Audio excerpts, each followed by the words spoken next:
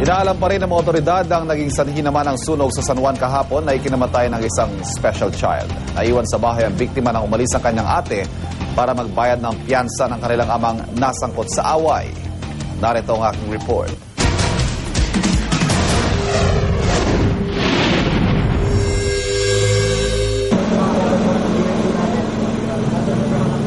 Kuha ito pasado alas 5 ng hapon ng mga unang rumesponde sa sunog sa apartment building na ito sa Paraiso Street, Barangay Corazon de Jesus sa San Juan. Balot ng makapal na usok ang paligid ng gusali. Mabilis ding lumaki ang apoy mula sa ground floor. Almost 2 unit na nadamay. The rest, water damage.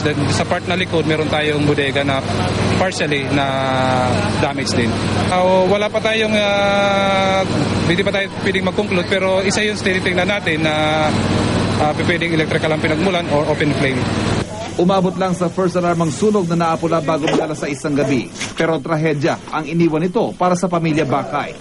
Nasawi sa sunog ang kanilang bunso, ang 16 na taong gulang na si Emerald na ayon sa kanyang ama ay isang special child. Naiwang mag-isang binatilyo nang umalis ang kanyang ate para piyansahan ang kanilang ama na nakulong matapos masangkot sa isang away. Hindi raw karaniwang iniiwan si Emerald dahil hindi ito nakakalakad na mag-isa. Ang kanyang ama, tulala ng aking makapanayam. Hindi ko alam kung anong magandang gawin pa ngayon.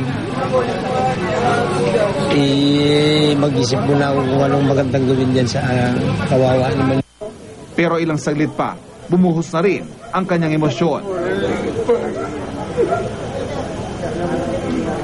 Patuloy pang iniimbestigahan ng mga otoridad ang sanhi ng sunog na siyang unang naitala sa buwang ito sa lungsod.